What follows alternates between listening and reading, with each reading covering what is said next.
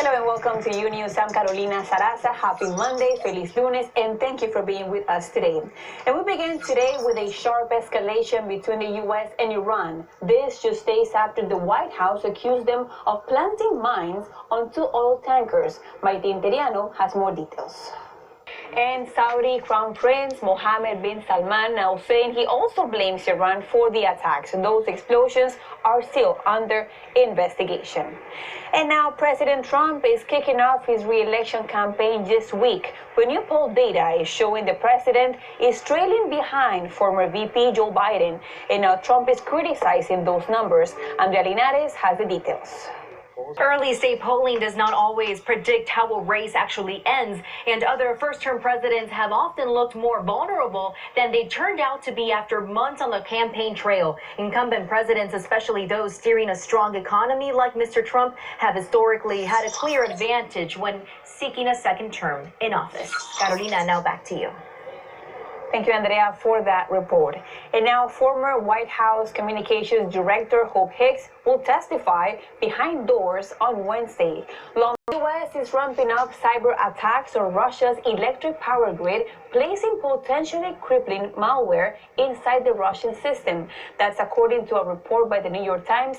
And 2 Trump administration officials told the Times they believe President Trump had not been briefed in any detail about the malware. Representative Adam Schiff, the Democratic chair of the House Intelligence Committee, called it the most disturbing part of the report. Let's listen.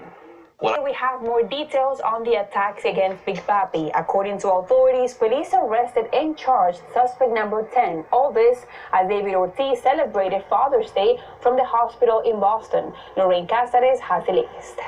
The person arrested was actually turned in by his father because he's convinced his son has nothing to do with this alleged conspiracy against Ortiz. Meanwhile, the New York Daily News is reporting that the DEA is involved in the investigation amid allegations that a drug lord named the Abuser is involved in all of this. Carolina, back to you. Thank you, Lorraine, for that report. And coming up, 3 shark attacks. And welcome back to Unews. In North Carolina, another shark encounter, the 3rd in just a month. This time, a boy only 8 is now recovering after being attacked by a shark, as authorities warn beachgoers to be careful. And there's widespread damage across North Texas from severe thunderstorms that hit on Sunday. The Storm City has set aside money to cover abortion expenses for those with no health insurance. The budget allocation makes New York the first city in the country to dedicate this kind of funding. Fabiola Galindo has more details. As the amount is symbolic, according to legislators, this could help around 500 women get an abortion, either through the use of a pill or a medical procedure. From New York City, Fabiola Galindo, Unews. Thank you, Fabiola. In New York City, subway celebrating Pride Month with new Pride trains. The transit. And when we come back, O.J. Simpson is back in this. And welcome back to Unews. Today marks the 25th anniversary of the O.J. Simpson Bronco chase. A manhunt. Simpson is back in the news for a different reason. He's officially announcing that he now has a Twitter account, saying in a posted video that he has some, quote, getting even to do. David Romo has the story. And O.J. was found responsible for the wrongful deaths of Nicole Brown and Ron Goldman in a civil suit. As for who he's following online, right now only 8 accounts, mostly sports related, and his lawyer. Now, officials in Dallas have identified the person who they say opened fire outside a federal building in downtown Dallas. The actress is in custody after 2 people were found dead from a suspected arson fire at a mobile home in North Carolina. Firefighters found 2 badly burned bodies in the home. One is of an 11-year-old boy. Authorities are still working to determine if the other person was the boy's mother or the sister. And now to North. And Hall is expected in court today. He's charged with breaking and entering, second-degree kidnapping, and assault on a child under 12. And after the break, as a full tension between Nicolás Maduro's regime and the Trump administration, some humanitarian aid from the U.S. is making its way into Venezuelan soup kitchens. But this aid is not from the U.S. government. Much of it can be traced to dedicated Venezuelans who have migrated to the U.S. Giselle Robles has more. And as the opioid crisis continues in the U.S., Mexican drug cartels are investing in the fentanyl business in Sinaloa and making millions. Paulina Gomez traveled to the mountains there for an exclusive interview with a Sinaloa cartel member about his booming business. And Guatemalans on Sunday voted for a new president who will face the daunting challenge of curbing drug gang violence that has ravaged the country and helped spur illegal immigration to the U.S. None of the 19 the break before you bake your next cake or muffins, celebrating another big World Cup win after beating Chile 3-0 on Sunday. Team captain Carly Lloyd scored her way into the record books. Grecia Lastra has the highlights.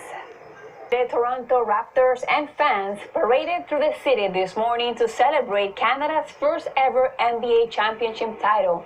Rally to an inspirational story. A very talented Florida teenager is getting ready to compete in the 2019 Braille Challenge Nationals in California. Gianni Aponte has her story. When we come back, a look at a very royal... And welcome back to Unews. Venezuelan music blasted in the streets of New York with the new launch of Mariana Atencio's new book, Perfectly You. Anna Barbie joins the former Fusion reporter and host for a look at the importance of being real.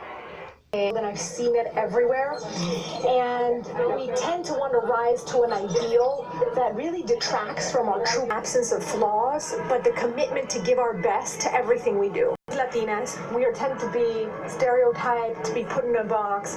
It took me 10 years to ultimately stand out because you're not being true to who you are. So I would tell Latinas in media that are dealing with this ideal of perfection, don't be put in the box, expand and show up as your best self. And I cannot wait to read that book. Congratulations, Mariana.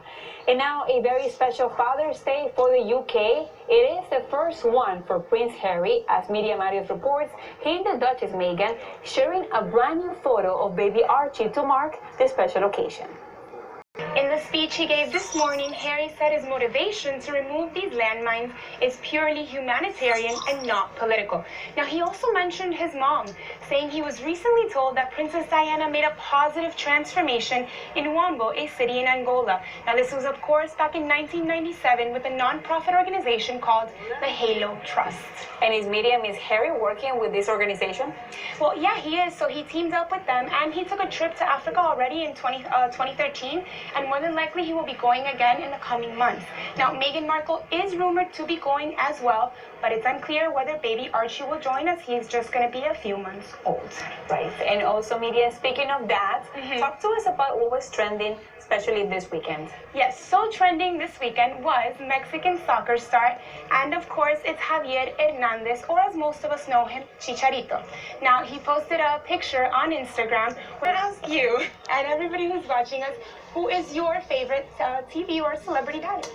I think it could be Danny Tanner from Full House. Okay. Raising 3 young girls is not an easy task, but he did it always with a great sense of humor. He really did, and I really love that show, but I have to say that mine is probably Arthur Weasley from Harry Potter. I'm a huge fan of the books, the movies, and of course of him and his parenting skills. We have some great dads here, so I know it already fast, but happy Father's Day to all the amazing dads watching Unews and to all the amazing dads who make Unews possible. Definitely happy Father's Day to them all. And now, as we can probably imagine, there was a lot of traveling for Father's Day weekend. But in the middle of all of that, imagine seeing a man just calmly playing the flute in the airport. Wow. Well, as it turns out, there was a person doing this, and it was a legendary hip-hop artist, Andre 3000. Very nice to see that. That How was we made her day. amazing. Well, Medium, thank you so much for being with us today, and we'll see you guys tomorrow. Thank you for watching.